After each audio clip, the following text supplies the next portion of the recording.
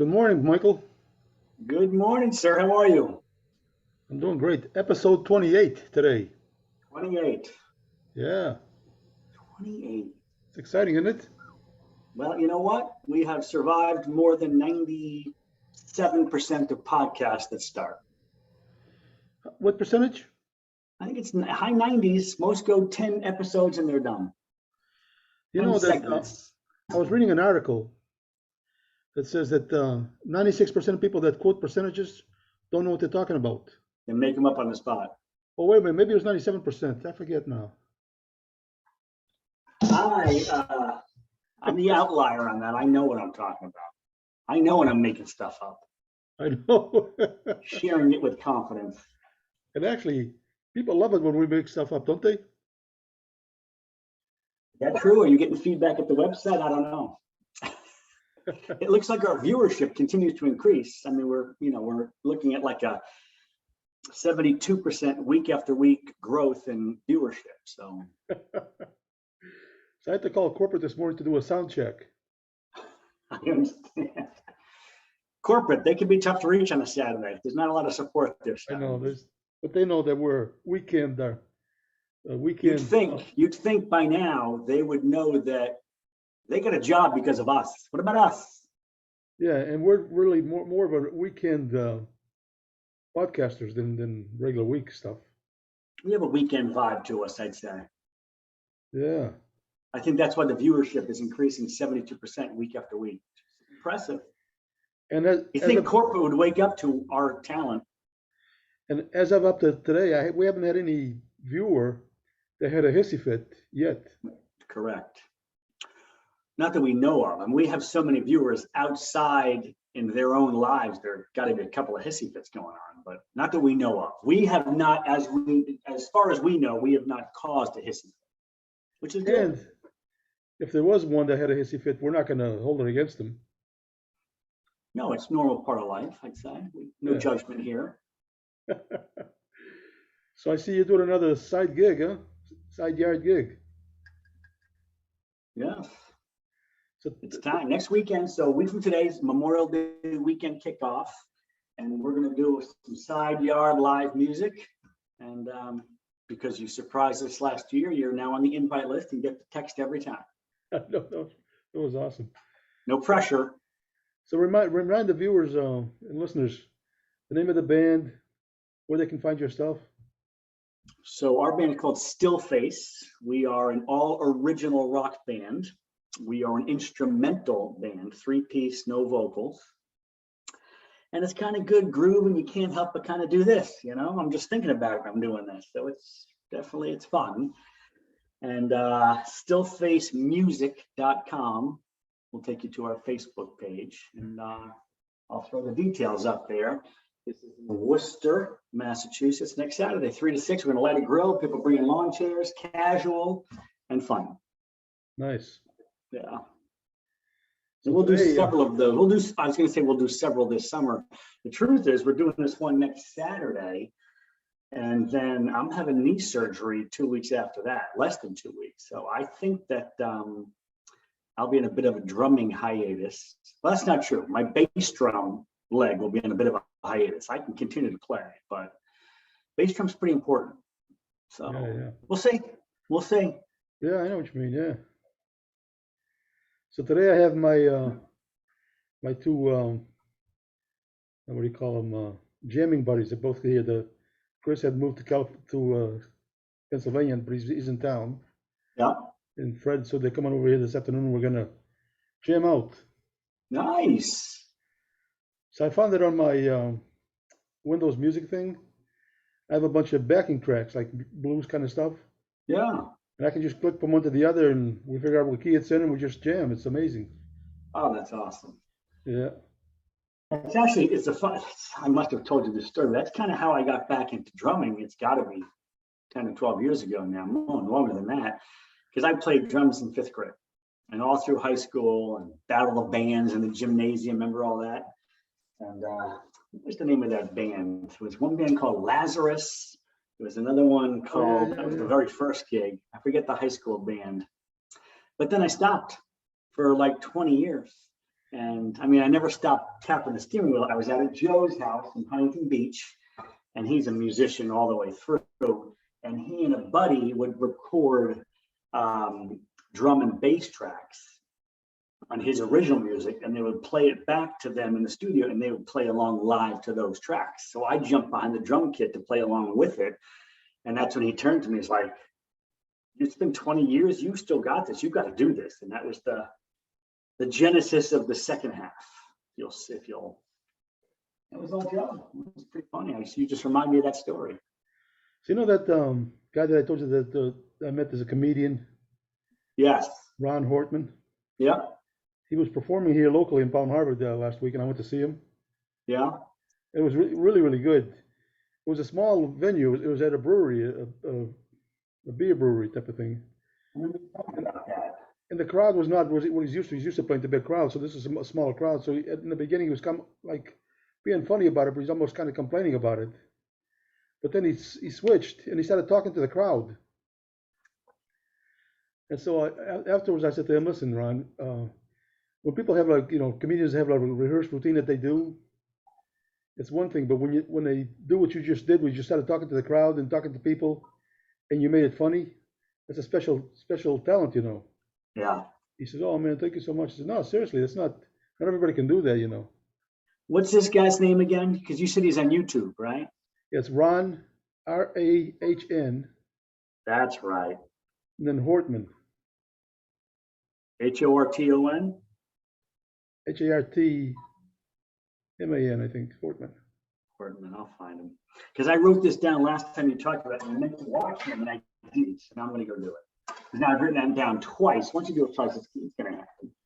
So there were a couple of guys that opened up like they were just doing they're not pros. One was a bartender, the other was they were okay, but not really, nothing special. But I think I'm going to start going over there and doing the open mic night. They have an open mic night. How come Tony Cabral is not on the bill over there yet? Maybe you got to make something happen around that. Yeah, I'm going to go because they have an open mic night on Wednesdays. So I'm going to start going and love it. Show people what really laughter is. Like this right here. When you talk about your band, because it's instrumental, do you guys all have microphones and you have to do a mic test or no? Mic check? No. So you know how bands have a mic check and they give them a microphone, they go, testing 1 2, testing 1 2. So every time this happened, and the guys would say testing 1 2, and then the guy at the board would say, give the other guy and go, testing 1 2, testing 1 2. When it got to me, I'd say testing 1,348, testing 1,349, testing 1,350. It was so funny. Because why not? Where does testing 1 2 come from? It reminds me of that old Saturday Night Live skit. Tom Hanks is playing like the sound guy. It might have been for the Wayne's World guys, and he kept on saying sibilance, and I never knew what that meant. What was he saying? He was saying something like sibilance, and that was his test to get. I don't know where it came from, but where did testing 1 2 come from? Testing 1 2, I know, but testing 1,348, testing 1,349. That's awesome. It was funny because people always reacted to it kind of, it was funny. They weren't expecting that. So, they'd go through the other 4 people first, then I was the last one, and of course I always did that. That's funny. Yeah. Hey, so today's Saturday. A week ago today, at this time, my daughter was a single woman. And a week ago today, as of 6 p.m., my daughter's a married woman. So what a beautiful time we had last Saturday up in New Hampshire for my daughter Jenna's wedding. It was spectacular. So I think I sent you a text saying, say congratulations to Jen, but then I think I spelled it G-E-N, but it's not G-E-N, it's J-E-N, right? Correct. So and you did, and I shared that with her, and I shared the story with her that you just said. I said, Tony says congratulations, G-E-N. You know what's a funny story about that? No. So now we're talking 30 years ago, but Linda and I were discussing names when we're having these babies. And so as the girl's name came up, we both liked the name Jenna, but we disagreed on how it would be spelled, because she was saying, I can picture a little dark-haired girl named Jenna spelled with a G, G-E-N-A. as in the actress Jenna Rollins. And I said, Jenna's got to be Jenna, because if you name her Gena, it was going to call her Gina because they won't know how to say it. And well, she's like, well, I can picture a little blonde haired girl named Jenna, Jenna. So we had the name, but we didn't have the spelling until she was born. It was based on her hair color. So it is Jenna with a J. No one's ever mispronounced it. A few have misspelled it, like you, but I passed along your wonderful wishes. So did I ever tell you how my son Eric, my youngest one, how he got his name? No. There he had like a little book of names and stuff, and she had already picked out her name, and I was okay with it. But then a week before he was born, I went to see Eric Clapton live in Worcester. And behind him on the stage, at the Centrum, which no longer exists. Yeah. So him behind the stage was like a big thing, probably 30 feet tall and 40 feet wide, and it said Eric on it with like cursive writing, right? So I'm sitting there for an hour and a half staring at that sign. Then a week later, talking about subliminal advertising, huh? So a week later, he was born, and then the nurse said, "So what's the name?" And Terry started vocalizing the name that she had picked. I says, "Eric." Terry goes, "Where'd that come from?" I says, "Eric James, that's it." She goes, "Okay, I like that." Wow, that's awesome. Isn't that funny? Yeah. That's tremendous. And of course, he grew up a generation behind us in terms of music, but I don't know, the kids that age know Eric Clapton as part of their vernacular and their, like we do. Yeah. I mean, everyone our age knows the name, whether they know the music or not, or fans or not. I wonder. Yeah. Eric Clapton. Sure, he does because he grew up with that story. So he put out a CD a while back, From the Cradle, I think it was called. He was doing these classic blues songs, all acoustic. Really? Really, really, really cool, man. Really cool. Eric Clapton from the what? From the Cradle. From the Cradle. I'll add that to my to-do list today. That and Ron Hartman. Let's see here. Eric Clapton. From the Cradle. It's funny I'm doing this. I'm really making an effort the past couple of weeks, and we're going to get back to my daughter's wedding in just a second, to be open-minded around new music. Yeah, because I think all of us, I know I tend to get into my own little comfort zones in music. And like, I've already got tons of music that I already love. I don't listen to all the music I already love, but I was trying to be open to things. And of course, playing in a band, there's often, you got it? See if you're spelling it right. It's Hortman, H-O-R-T. And it's R-A-H-N. Viewers are going to appreciate you just did that. Actually, a few people, our viewers are going to appreciate you did that, and so is Ron Hortman going to appreciate you just did that. Speaking of episode 27, I know we're not, I just brought up episode 27. I gave Gina from Bernardi's Formal Wear a little promotion with the card, and I told you to hold the story about the suit, which was spectacular. As of the last recording, I hadn't picked the suit up yet. So, that's a transition to the wedding story. But I went in to see her, and I wrote down YouTube, No Hissy Fit Zone, episode 27. I go, some night after work, she owns this place, 2 locations. She's going crazy. She's doing an amazing job. I said, get home, pour a glass of wine, go to YouTube and watch this. And she goes, oh, I'm really looking forward to this. This should be nice and fun. I go, no, this episode, you need to watch this episode. So I don't know if she did or not, but there's the Ron Hortman version. I actually, when Ron saw me there, he goes, hey, man, I see you gave me a little bit of a shout out on your podcast. I said, see? See? Add one more in. So in terms of this conversation about being open-minded to music, so in the band, Marco is a huge Kiss fan. Really? And I never was, and I never got it. And then when, like, I'm talking high school, and all my friends were, then I was really anti, just because it made me feel like I was on my own, doing my thing. There was one song I always thought was cool, Detroit Rock City, but I never got into it, and I never understood the attraction. And so we get talking a few weeks ago about this, and he says, he starts rattling off albums, and he says, "Oh, Revenge is a great album." And I remember I said to him, "Really?" And he's like, "Oh, it's phenomenal." So I said, let me be open-minded. And so I downloaded this album, Kiss Revenge, from like the early 90s. And I had another one. Oh, I got one I got to share with you also. I'll just say it. So the next day I had a long drive. I often have long drives out to Western Mass for work. And I'm like, I'm gonna listen to this album. I'm gonna be living in the present, intentional about listening to this. Let me tell you, I was blown away by this album. And I couldn't believe it. So I was having this experience like, this is awesome. And I can't believe I like it because it's by Kiss, but they had so many incarnations of this band over the years. So it was fabulous. Sometimes people The don't other really one was, what's that? sometimes because of the way they dressed and stuff, some people don't really pay attention to the music. They're actually very good. So one time we saw Ace Frehley, you know, the guitar player, Yeah. in Clearwater at the Capitol Theater. And he was there not with Kiss, but he was there with some his band, you know, different guys. Frehley's Comet. So it was really good. And he was trying to do real well between songs. He was trying to communicate, you know, talk to the people and stuff, but he wasn't like an exceptional communicator and all stuff. But then I think he did about 50 minutes, and then he walked off stage.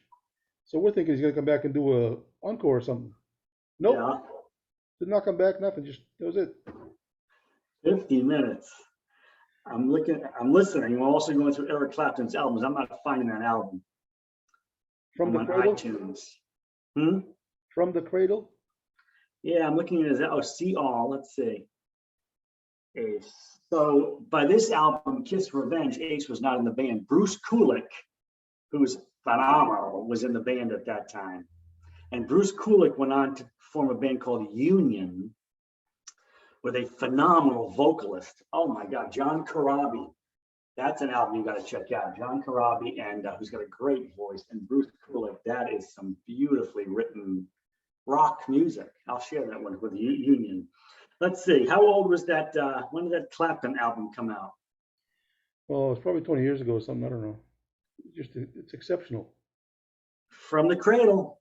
You found it, yeah. 1994. And what did I say was 20 years ago? Yeah. That was a little bit more. 26, 28 years. And I'll click it again. It's being downloaded as we speak. So open to new music. The other one I remember thinking about, I'm not sure we talked about it, but I remember hearing that Wolfgang Van Halen, Eddie's son, yeah, who joined the band as a bass player when he was like 15 or 16. And I'm thinking this guy must be some sort of musical prodigy because he's got the right last name, but I don't think that Eddie's going to throw someone in the band who can't do it. So he joined the band. But I remember hearing he had done his own thing after his father died called Mammoth. So there's an album called Mammoth WVH, which are his initials. And the people I talked about knew a single that he put out called Epiphany, but there's a full-length album called Mammoth WVH. It is phenomenal. Yeah. I think he does everything on it.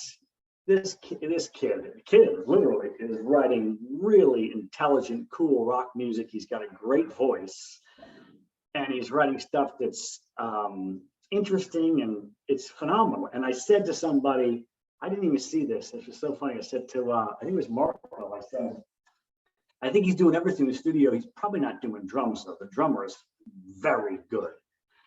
And I never stopped to make the connection. And he says, I suspect the drummer is probably his uncle. And I thought, oh God, Alex Van Halen is this kid's uncle. Maybe he's playing drums on the album. I don't know, but it is outstanding. Wow. Mammoth WVH. Check that out. I'm loving it. So, you know, talking about Kiss, Paul Stanley, the singer. Oh, love him. Lately, he's doing these, what do you call the classics, I guess, you know, he's singing like the classics. Oh, yeah, all the R&B stuff. I have that album, and Lynn loves it. It's really nicely done. Oh, yeah? I remember when Rod Stewart did that. He's got 15 people behind him with all that instrumentation. The truth is, and I love his rock and roll voice. Anybody who's a professional singer could have done that album and it would have been phenomenal. It happens to be Paul Stanley and it's phenomenal, but if you like all that, Tears of a Clown kind of old R&B stuff. Yeah, that's good stuff. Yeah. I have that too. Do you have that album downloaded? Good one. No. Well, I now have from the cradle. All right. So my daughter's wedding. Really quick, or maybe not so quick. It was, I expected this to be fun and I expected it to be amazing. And it was, but it was really more fun and more amazing than I could have imagined. What a beautiful thing to be able to say. But family together and relatives up from Florida who I don't see too often, and Jersey, and what a mix of people. And then people meeting new people for the first time. A lot of people meeting Lynn for the first time, which was awesome. And more than anything, my daughter had an amazing time. There's so many things to do the day of, but her cousin Paige, who's my niece in Florida, took a lot of this on. I didn't realize that she is certified as a wedding planner. I don't think she does it as a career yet. She's in the insurance world, but she should start a side hustle doing this because she took everything off of Jenna's plate. And as a result, Jenna had a great time the entire day. The ceremony itself, we had a rehearsal dinner on Friday night, 5 o'clock rehearsal, 6 o'clock dinner, lovely. People are coming into town, we're visiting. Saturday, the ceremony was at 6 p.m. So we've got all day. We're up in this resort on this kind of hillside, and there was a walking trail through the woods about 3.5 miles. That was the entire perimeter of the property. So I wanted to do that. There's a golf course on the property, but it was 9 holes. It's not really kept up. It was free to walk on, but a few of us wanted to go do that and have some fun. I called my daughter at 9:30 in the morning. I'm like, hey, what are you doing? And she says, getting ready.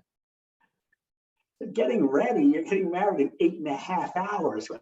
But they were just down in this bridal suite with the girls, just taking their time, having morning coffee, and then some food got delivered, and they're just telling stories and talking. And my daughter's getting her hair done as they're on the couch talking, and they just sat in the suite and talked and chatted and ate all day. I'm sure they had some toasts and some cocktails going late in the afternoon. It was so fun. And then we got together just about 4:30ish to get some pictures done with the photographer before the ceremony, which was terrific. And I was doing a father of the bride toast. And this is amazing. As a presenter in my real life world, I was getting nervous about this toast 3 months ago. Literally 3 months ago, it was on my to-do list, like start to write this. And I just have to keep transferring it onto my next to-do list for it to kind of get enough momentum or enough fear or enough like, I got to do this. Yeah. And I realized my stress was coming from Paige's father, Jim, my brother-in-law, who's a best friend of mine, did the father of bride toasts at his 2 daughters. And he went 12 or 15 minutes telling stories, and he's a storyteller, and everybody was anxious to hear that part of the wedding ceremony or celebration. And I was realizing I'm setting that up as my bar. No wonder I'm so nervous. And I go, all right, let me stop with that. And so then I didn't really put pen to paper. I did it once just to get a couple of ideas and didn't even go back to it. And I didn't have any stress about it either. I drove up there Friday morning with Zach in one car. Lynn followed us in another car later on. And I hadn't had it put together yet, but I didn't have any stress either. And so Saturday morning, I'm in our little suite, and Lynn went to take a walk with our cousin. And I had some downtime. I got a cup of coffee, and I'm like, all right. And I know for myself, I've learned this through coaching too. The hardest place for me to be is clean slate, starting from scratch. I got nothing. That's a hard threshold to step over. And once you start, it all starts to come. And I know that about me now. So now I just start, and it's going to come, because in the past, that just held me from doing anything. So I just took a pen and started writing down some ideas, and I started to number them in terms of some flow. I walked away from it and poured myself another coffee. I came back, and wham, this whole theme hit me. And I put it together, and I needed to involve Trevor, and I was able to involve him in a huge way. He's my new son. And literally in 20 minutes, I had it. And so I reframed it, I rewrote it. Then I went for this walk out in the woods, and it was hot. I'm dressed like this in sweatpants to go for a walk on this wood trail, and low 80s. I'm like, whew, and I did it out loud, and I played with it in my head a couple times, and I had it. So I wrote it down. I had it in my pocket, and then later on that day, ceremony's at 6. We got a cocktail hour in a tent next door. We get up into the reception area. 7:30, everyone gets introduced in, the official invite, introduced in, and the dances. And I had this open in front of me, so look at the notes one more time. I said, let me get up and walk away and just do this in my head as the best man was doing their toast. And then the guy's like, where's Michael? And because I thought that the maid of honor was going to do a toast first, and I was up. And it was really, I didn't realize Jenna was doing this TV screen on the dance floor with all of these pictures of her throughout her life, just cycling through. And so I get up at the other end of the area, and I'm looking at all the tables, and the table I'm at is right here to my right. And I'm looking at this TV screen with all these pictures coming up. And I was going to start by saying on April 23rd, 1993, Linda and I, and reference Linda, who was right there, were blessed with twins, and start there. And before I did, a picture of them came up on the screen. I'm like, well, isn't that perfect? So I did this. It was about just under 4 minutes. I felt great about it. But the coolest thing from everyone was like, hey, that was great. And I'm like, thanks. And that was the last thing I had to do. So now I'm like, done. But we're having dinner, which was a buffet. So at one point, Lynn and I were sitting together at our table with our backs to the corner of the room. And most of our table was up and doing different stuff. And this waitress came over. And she put her hands on the table, and she leaned into us, and she said, I just have to tell you, this sounds very self-promoting, which I'm trying for not to be, but it was a special time for me. She said, I had worked hundreds of weddings. That was the best toast I've ever heard. And I'm like, wow. So that was a lot of fun. It was amazing to me that it came to me that morning, because I was worried about it for 90 days, So, Wow. phenomenal day. It was amazing. Everything went off without a hitch. I was so impressed with the officiant. He's the guy who does the vows and stuff. And I got talking to him, and how did you find a path to this? And it turns out this is a side hustle for him. And he says, you've got such a nice way about you. And then he says to me, when are you going to start doing officiating weddings? I'm like, really?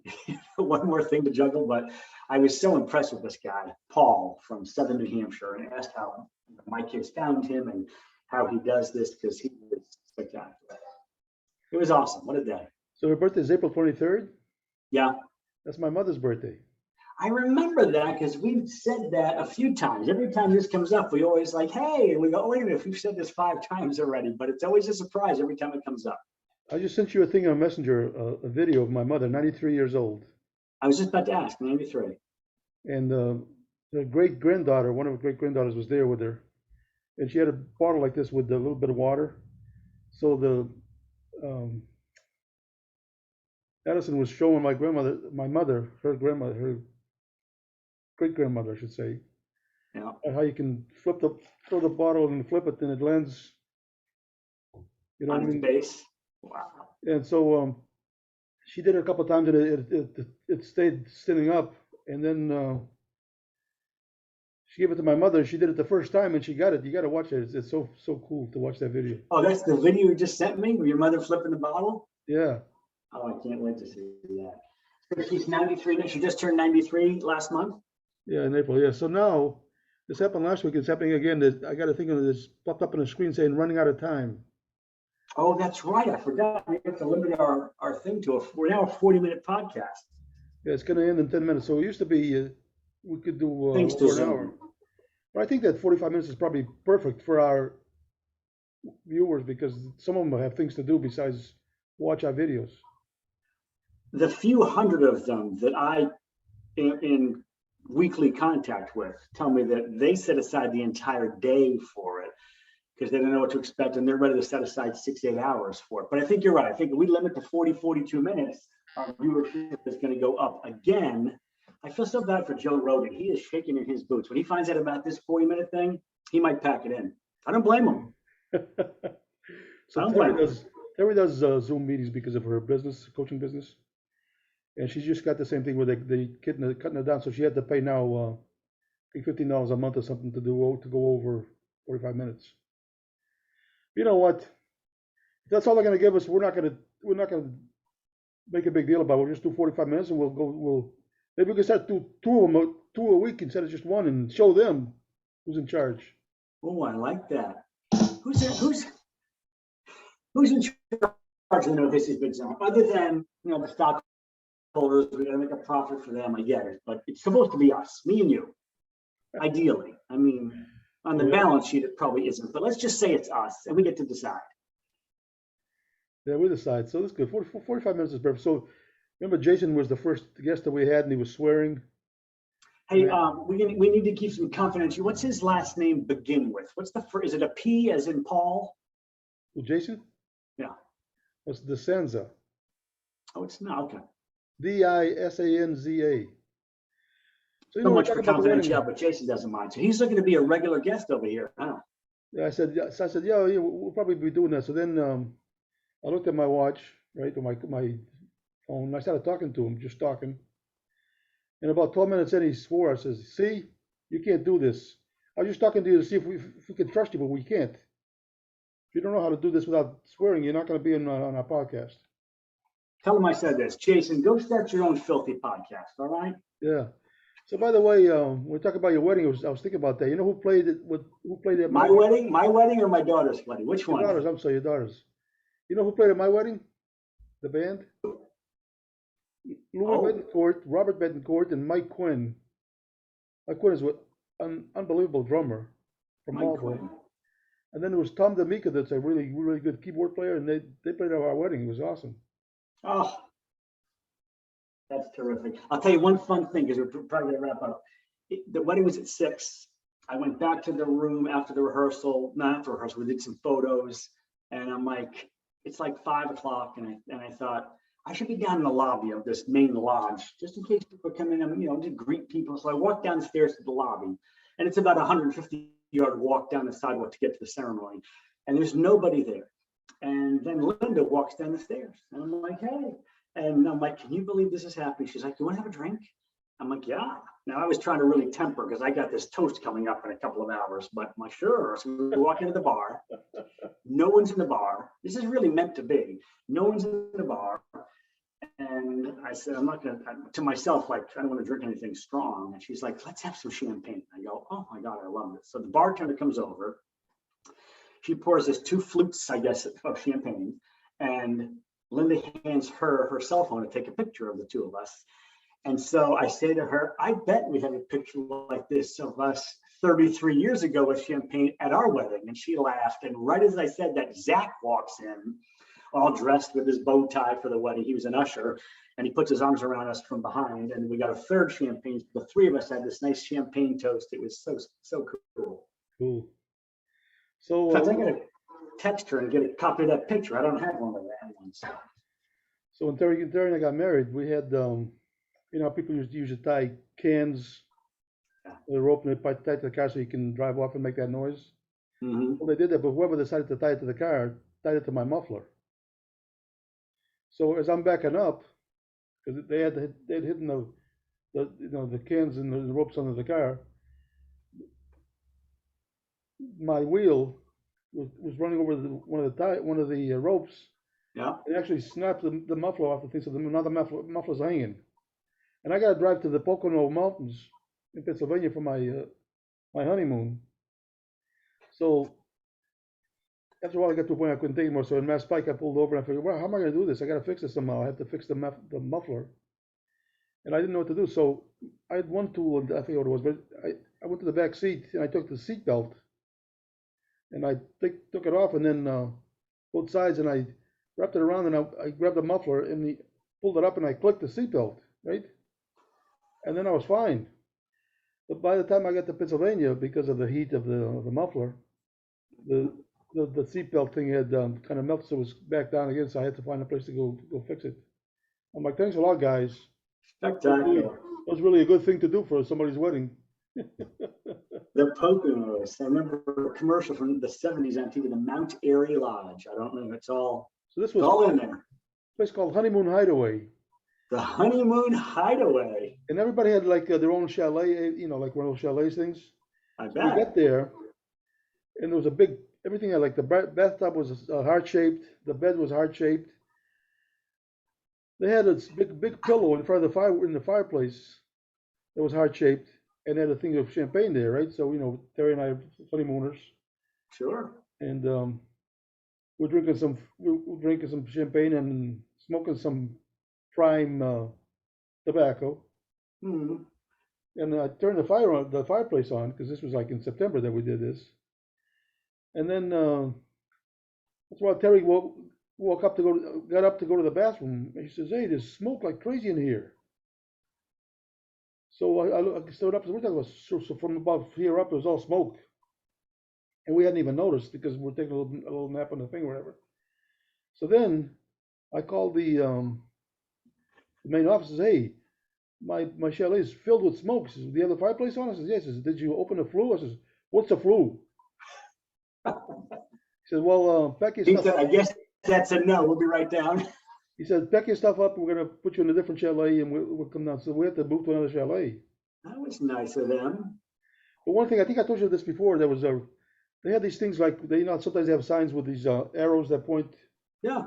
to this and point to that. And there's one thing that, you know, Clubhouse and whatever they had all these. One of them said something red bat, rare red bat or something. They had a name for it. And so I said, "Oh, this is cool." So I said, "Terry, you want to go check this out?" She goes, "I don't know." It's like 1.5 miles going down the trail, right?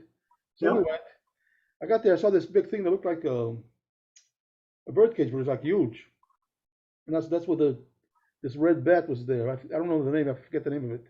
Wow. I looked in there. You know what was in there? A red baseball bat. And the name of it was the type of wood that it was or something. All I'm right. like, son of a bee! I can't believe they made me do this. I have to walk all the way up and tell them that. That honeymoon hideaway has such a sense of humor. And then one night, I was trying to get some food from the clubhouse, and they said, "No, the kitchen's closed." I said, "Is there any place I can go?" This is, "If you go down the end of the road there, take a right. There's like a bar thing there that sells some nice sandwiches and stuff. They're pretty good. You can go there, and they're open late." So we pulled up, and it was all these because there's where we were. It's like all cornfields everywhere, right? So there's all these trucks in there. So Terry says, "I'll stay in the car." I says, "Okay." So I go in, I order some sandwiches, and then I'm looking for the bathroom. So I says, "Hey, where's the bathroom?" One of the guys says, "The door right over there, sir." So I walk over to the door and I open it. I couldn't find the light switch. So I walk in to see if I could figure it out, and I kind of kicked something. I said, "What the heck?"